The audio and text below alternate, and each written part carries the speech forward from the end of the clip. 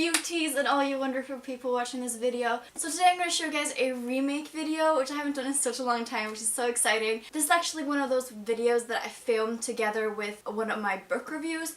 So in the summer I did a book review of Lolita by Vladimir Nabokov, and I also did a book to movie adaptation review and how I thought of the movie. So to make the book review a little bit more fun, I actually want to do a remake on Lolita VHS movie. So I have a lot of these at home, and I was so lucky to find the Lolita movie. This is the first black and white version by Stanley Kubrick, and this is also the one that I do the review on if you want to watch that. So today I'm going to show you guys a remake where I turn this into a jewelry traveling kit. So basically inside you can open it and you have all these little pouches and mirrors or whatever you like to use it for. You could also use it for, of course, makeup or anything like you want to bring with you that is small or you don't want to lose it. So I think this is a very fun and creative remake. I don't know if anyone else has thought of this, but I thought it was very clever. And of course, let's get started. I hope you guys enjoy!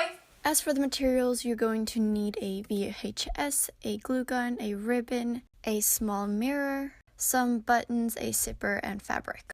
Interfacing, scissors, string, needle, and a sewing machine.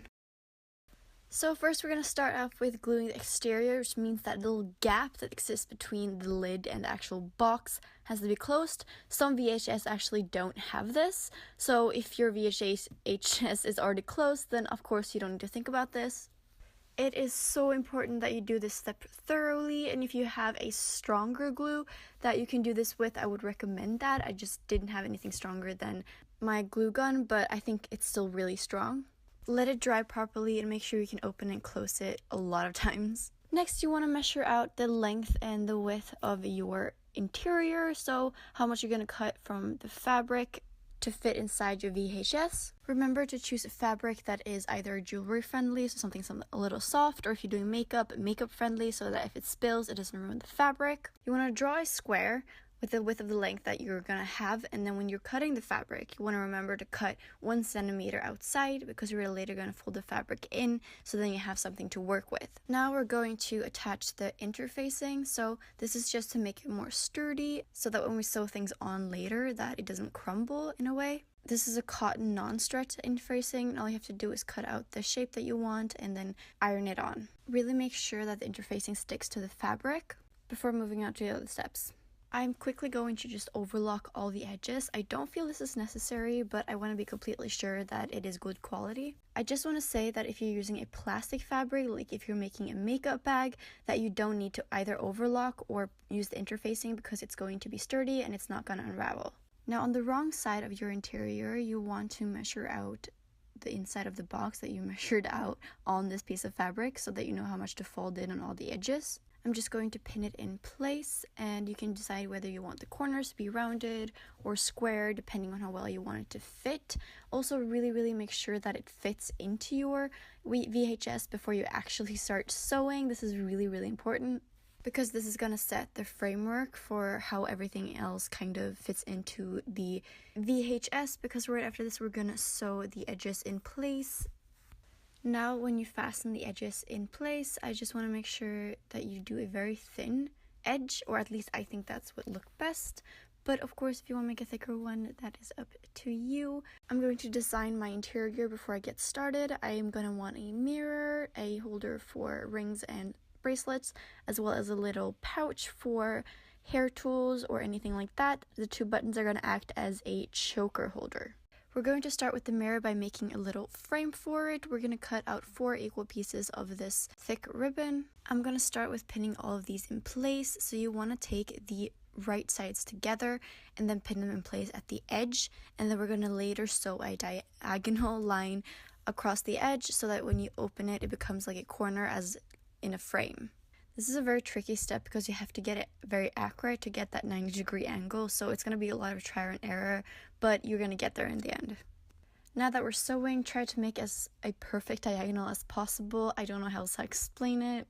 And when you've sewed all the diagonals in all the corners, then we're going to cut off the excess fabric and you're going to notice that it's not even, it's a little bit wobbly. So what you want to do is that you want to try to find where that 90-degree angle is, and then you want to pin the front of that frame in place, and then we're going to sew another diagonal line across to fasten the frame in a sturdy position. I'm going to be using that interfacing just in case at the back of the frame for the mirror, and in this step it's actually really important to use a non-stretch interfacing. So you want to cut out the square, and then you want to iron it on, and then cut out the inside and the outside edges that are showing. I would actually recommend cutting the interfacing a little bit smaller than the frame, because I realized later that you can kind of see the white on the sides, so that's just a heads up for you guys. So now we're going to pin the frame into place, and it's really important that it lies completely flat against the fabric, and that you remember to only pin 3 of the sides, because the mirror has to slide in and out of the frame in one of the sides. When sewing the frame on, it's really important to keep on like the absolute edge of the frame, unless your frame is made quite a lot bigger than your mirror, which I wouldn't recommend. Now that you're finished with your mirror frame, it's really important actually that you fasten the strings on the back. I didn't show this, but it's actually a really important step. And now for some reason my camera didn't film this, but I simply took a smaller velvet ribbon and I made this keychain kind of thing on it that I just hot glued at the back of the mirror, something to grab to slide it in and out of the frame. Now we're going to make the bracelet and ring holder, and what you want to do is that you want to make a buttonhole at the edge of a cut piece of a ribbon so that it fits through your button. Now you want to cut off the axis of the ribbon and then fold in just a tiny bit, just enough that it has a nice finish. Then we're going to pin that on and sew a very thin line. Then we're going to just sew on the button. Make sure that it is a straight line so the ring holder, isn't slanted or anything. Just make sure to make a knot at the end of the string, and then you can start from the back and just sew the button on. You want to do this same procedure with the 2 buttons that hold the choker, or at least for my design, and you could do that now too if you want to. It doesn't really matter. Now when I'm fastening the stitch at the back, I just want to make a normal stitch and then put the needle through the loop of that stitch so that it becomes a double knot, and then do this twice so that it doesn't unravel. Now we're going to sew on the pouch. It might seem like the hardest step, but it's actually the easiest. You want to start with cutting off your little piece of plastic so that it fits to the zipper, and just sew a straight stitch connecting the pouch and the zipper, and you don't need to fold anything in or anything complicated. Now measure out the position of your little pocket and then just pin that in place so that the right side of the zipper that you haven't sewn is facing the right side of the fabric. Sewing this in place, you want to use your zipper pedal if you have one. Now fold in the outer edge of the zipper on the side that you just sewed and sew that in on both sides. This is simply done to make it look like it has a nicer finish. Now you want to fold the pouch over so the right side is facing upwards, and simply stitch the pocket along the edge onto the fabric. Make sure that the zipper is lying down and not kind of vertical, if that makes any sense.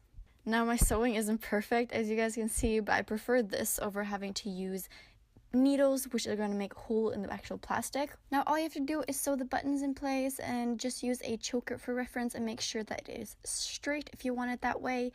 Now the last step is obviously gluing the interior and everything onto the actual VHS, and just use a glue gun and then just get started. I honestly don't know what else to say in this tip, but I don't know what works best for you, if you want to glue on the actual fabric or if you want to glue on the plastic. I did a little bit of both, and I glued the sides or the top first, and then I worked my way down the sides and then the middle. And you want to do an extra little line under the chokers because it's going to hang a little bit, so you want to fasten it in the places that are going to be a little bit extra heavy. Also, I just wanted to say that if you're doing a makeup pouch and you used plastic, then you might want to be careful with using a glue gun, and I would consider other attaching options as well. Also, make sure to glue in the corner where kind of it's going to bend, and glue it so that it fits exactly when it is opened, like I'll show you guys later. And then just make sure that your pouch or any plastic you're using is heat resistant, and yeah, that's everything. Lastly, I just wanted to show you guys how you can use it. I used a pin to put on the mirror, which actually worked fine, and some bracelets and rings, and as well as some other stuff in the pouch. And that is it. We are done. So guys, I really hope you enjoyed this remake, and of course if you make your own ones you have to send them to me on Instagram. My Instagram is just lifegoofer. I would love to see them. It would just make my month really. I also made this other one. This is a Tintin movie. This is a better version, I think. This pouch is a little bit smaller. What I noticed with the bigger pouch, actually, because I went traveling with it, of course I had to try it out, is that it's a little bit close to the bend here, so it's a little bit hard to put stuff inside. So a lower pouch is better. And yeah, I love these little pull-out things with the mirrors, and I just think it is so cute and very useful, and it actually worked out really well. This one I put some fur inside here as well, and the fabric's on the side so you can't see through. And that's it. I hope you guys enjoy this remake and have a lovely day and an amazing evening, and I'll see you guys soon. Bye bye!